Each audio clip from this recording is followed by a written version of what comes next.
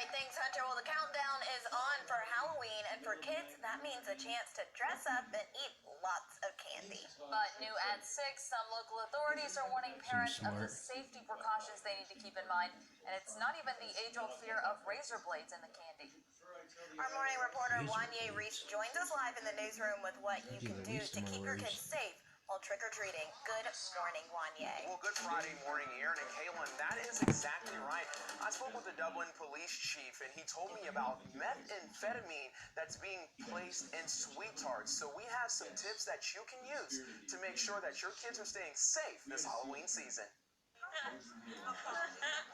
The thought of dressing up in Halloween candy is sure to put a smile on most kids' face. It's gonna be some fun. But this time around, the Dublin police chief is warning of drugs that can be disguised as candy. Well, just last week, we seized some drugs, methamphetamines, and it looked just like sweet tarts. Chapman says this is the first time his department has seen the pills, so they want parents to be extra careful this year. Important for all the parents this Halloween to make sure that they check the candy, be with the children, wear reflective type clothing, flashlight. A message Ashley Brown hears loud and clear. I look through everything to make sure, because there are some things that I don't want him to have, like the smaller hard candy, so mostly he just gets lollipops. Dublin police recommend parents stay with their kids when trick-or-treating and look for other options instead of going door to door to get candy. Just go to a fall festival that's local. We go to Liberty Baptist off of Claxonberry. It's kid-friendly, have lots of games. Chapman says you can even consider organizing an event yourself because everybody may not have your best interests in mind. Well, historically, there have been events all over the country where children have been hurt. Razor blades and apples, etc., etc. Have a lot of mean people out there. So no matter how your child dresses up, make sure you take a closer look at their candy this year. In Dublin, Wanye Reese, 13 WMAZ News.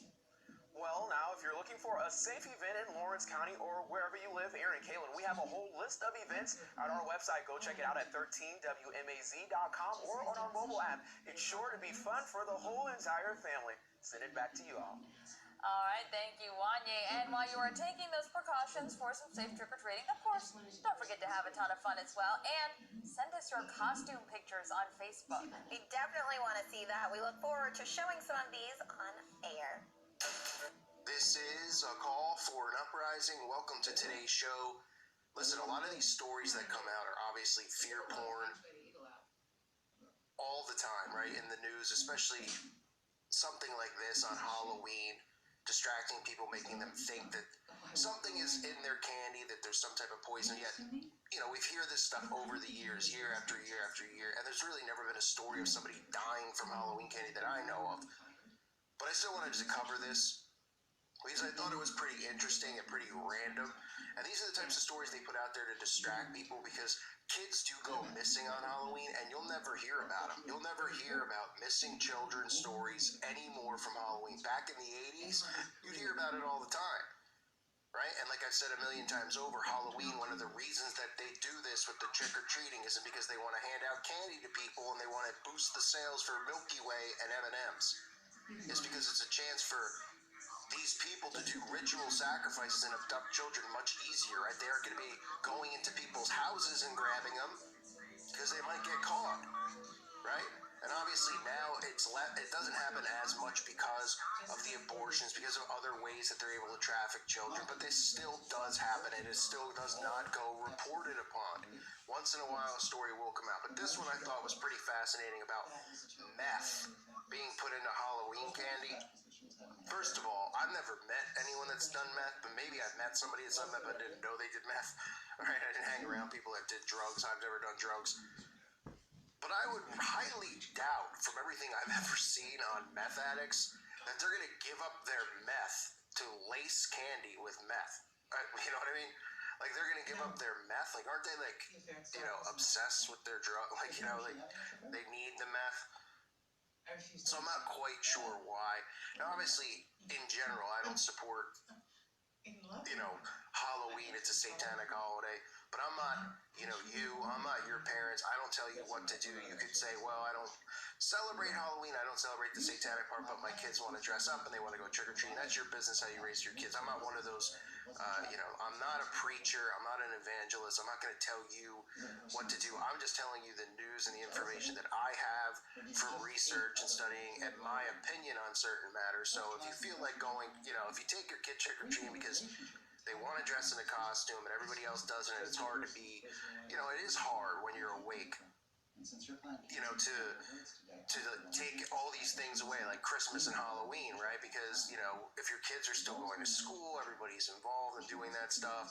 And obviously we all grew up doing these things for the most part. I never was a big trick-or-treater. I've gone trick-or-treating when I was a kid. I was never really into it. I'd rather just ask ask my parents to buy candy and eat it if I wanted candy so much. But I guess the whole point for kids is to dress up. So I'm not going to tell anybody what they should or shouldn't do. But you should always be skeptical, of the candy and the things that are being given out, because we live in a world where we just trust everything and we trust everyone, right? Like you go to a restaurant, you're getting fed food.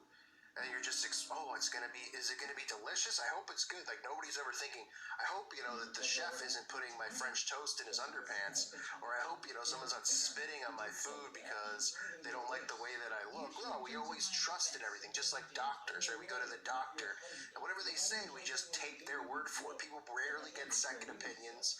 People rarely do research for themselves. You go to a doctor, and they can just be like, you've got skin cancer or something like that. In reality, you might not even have skin cancer. You might go through and getting the thing removed. So this is the world that we live in. So we shouldn't be as trusting in anyone because, like the Bible tells us, we shouldn't be trusting in man. We should be trusting only in God. And that's the truth of the matter. So this is occurring in Georgia. At least this is where the story comes out. And I'm not saying that the story's not true because there's sick pups out there. But this story came out last year, I believe, and the year before. The same exact story that police are warning of candy-shaped meth in Halloween candy. And like I said, since it's happened multiple times, I've never even heard any results of some kid taking it and having meth in his system. But it could very well happen, right? Because remember, a lot of these Satanists and stuff, they're so sick, you never know. But something like this, when it comes to meth in kids' candy, it just kind of sounds pretty bizarre that they would even be giving out their meth for absolutely no reason, not even being able to see the kid do the meth, it's just kind of a bizarre story. But a police department in Georgia is reminding parents to look carefully at their kids' Halloween treats after finding meth pills made to look like candy. The Dublin Police Department posted the warning on Facebook this week with pictures of the pills, which they say are stamped and made to resemble specific candies. Police say they found the pills around their community. You can see the post there. Please be aware that the Dublin police is seeing meth pills in our community. These pills are stamped to resemble look like specific candies.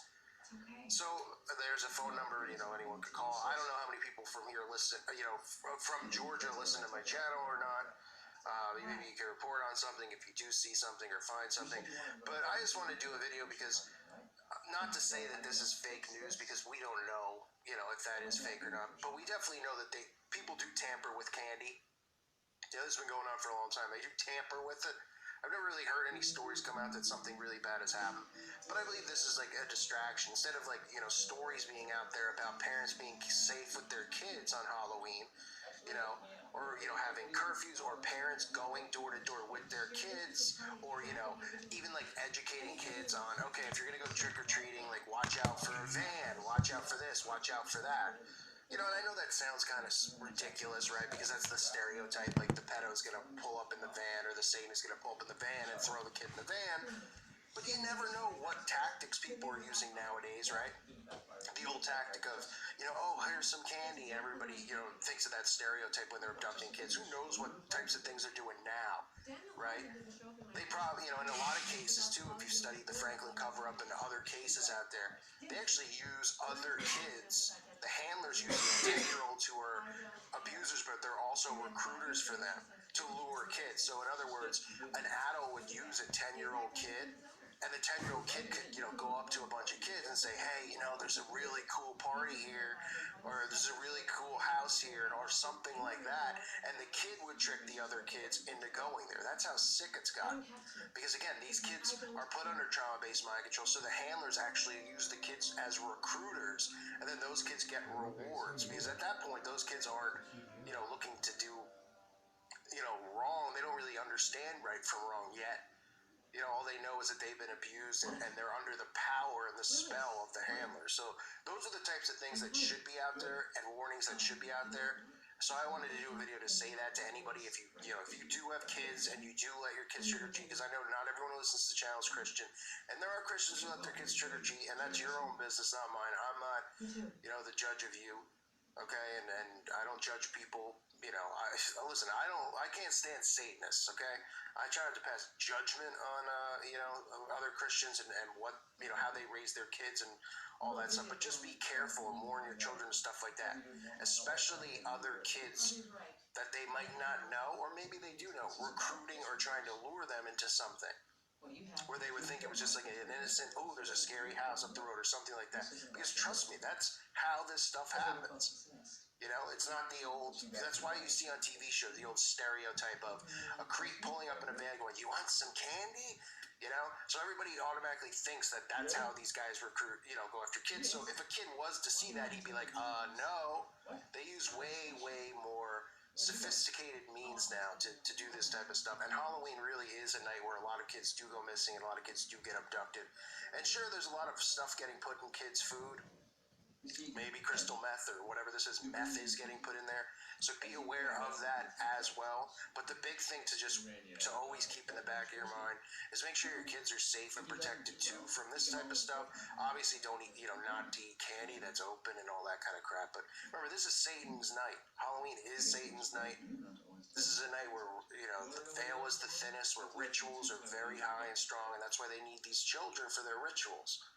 So their number one goal isn't, really to just put, creepy crap in the food. Their goal is obviously to lure away kids. And I'm not trying to create fear. I'm just trying to make people aware, because you'd think there'd be like special news reports every year where they just go, listen, we just want to remind you that Halloween, lots of kids go missing. Kids go trick-or-treating, stuff happens.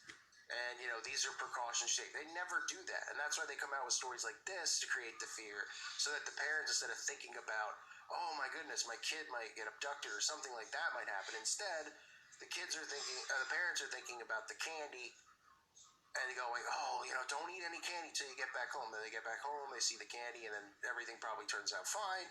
And they totally just don't believe that kids get abducted and whatnot on Halloween. So I just wanted to go cover that story for anyone out there.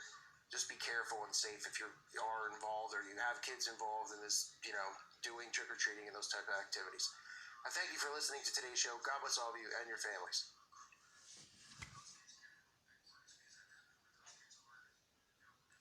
This is a call for an